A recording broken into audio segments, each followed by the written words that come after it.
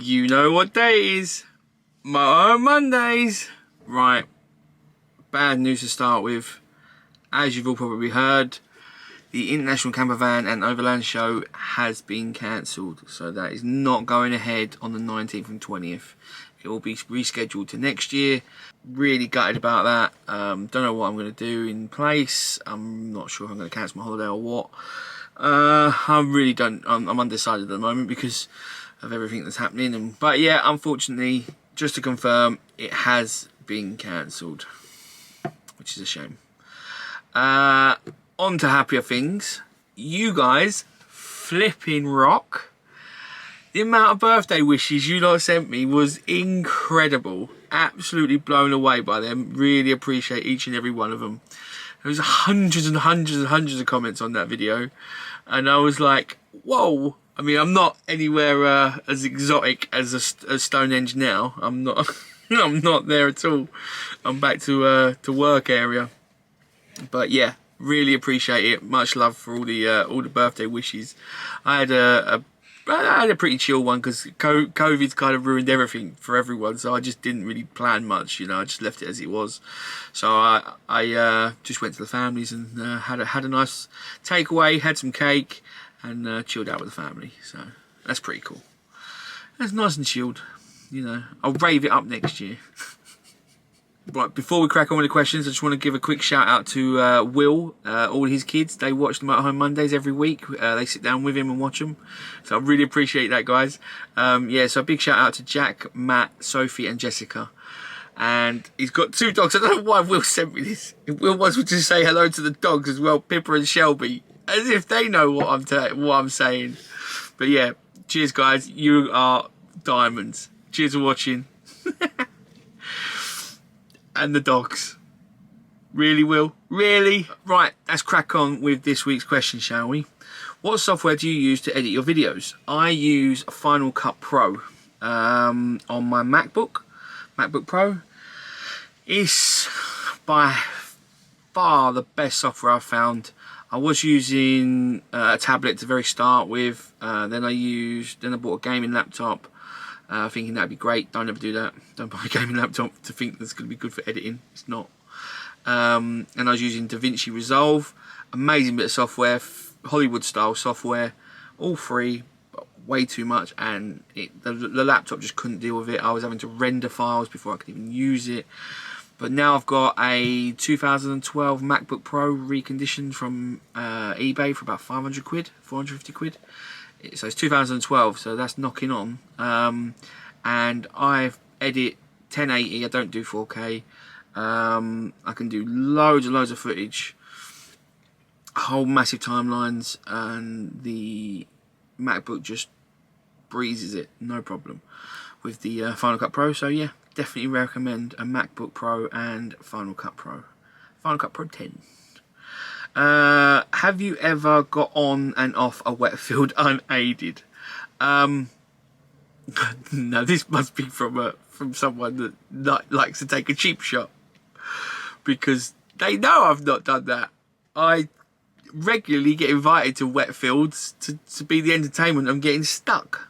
I remember we went to the Bug Out Vehicles meet up, the Bug Out Vehicles UK meet up in Doncaster last December.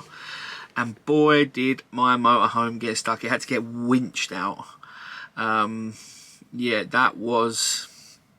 I'm sure Mevy's got a video, which I'll link to up here. Or John. Yeah, I'm sure one of them have got a video, which I'll link to. I refused to film that weekend after all that, because like I had about 30 cameras all pointing at my motorhome, because I was getting towed all around the field and churned it up completely.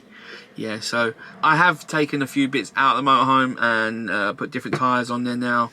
And yeah, I'm getting on and off a lot better. So it's still got a fat ass. It's never going to be it's never going to be an all-terrain vehicle. It is what it is, and I just live with it, you know. Just have a pocket full of cash and ask a farmer nicely with his tractor. Do you use levelling blocks or just on a campsite? If so, how do you check your level? I don't ever use leveling blocks, urban parking. I don't use anything. The most I've ever done is like bumper curb. If I'm really bad, then it'll just pop the front up. Because my head, I sleep on the just over the driver's side. So that's where my head is. So if I pop the driver's wheel just up one curb, only if it's a small curb, I'm not, you know, and in certain areas then I wouldn't do that because they might, you know, oh, you're on a curb. But no, so I don't deal with that. I can deal with slants and angles pretty well, and to tell if I'm level, I can just feel it now. I can literally sit in my driver's seat and then I know how I'm leaning. I can feel it. It's what comes with doing it for 3.5 years now. If you do want to find something, you can get like a level, or you can get your iPhone and get a level on that and then put it on a work surface and then go, okay, the work surface, the main work surface that you've got in the motorhome, if that's level, then most of it should be level. But I don't really, as long as your head's not down, and all the blood's going to rush your head, don't do that. But other than that, I'm fine. I couldn't really don't really worry me about levels anymore. Next one. Have you ever considered getting a gerbil or a hamster? I did actually. I did consider it, but then I thought, nah, I'm not going to do that. One, because, well, I mean, I could get two, so, you know, they've got company in that. But then I've got to have a cage somewhere permanent, and obviously it's got to be fixed because I can't have the poor little sods, you know, whoa, as I'm going around a corner. That wouldn't be nice at all. And obviously you got to think about the heat, you know, during them odd times that we do get some hot weather. I don't want, you know, roast gerbil in my motorhome. And then I've got to find someone to look after it if I want to go away or if I want to go do something, or, you know, and also vice the cold as well. I can deal with quite cold, and if I'm going to go to some cold spots, I'm thinking of going to Scotland next month, if I'm allowed. It'll get cold up there, so I can deal with that, but then I don't want to have to be thinking about pets and things like that. So I'd love to get a dog, but no, I can't. Honestly, brutally honestly, I'd love to get a dog, but I'm too selfish. I just do what I want to do, and that's. I mean, this is why this lifestyle suits me so much. I can do what I want, when I want, how I want.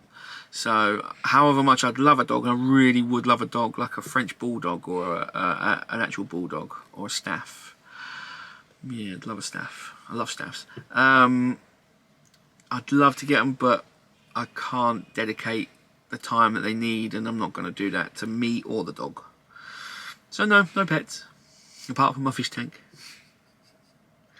Have you ever thought about getting your motorhome wrapped to brighten it up? I have thought about that, but it's quite a big task. It's quite a big task. It's quite a big motorhome.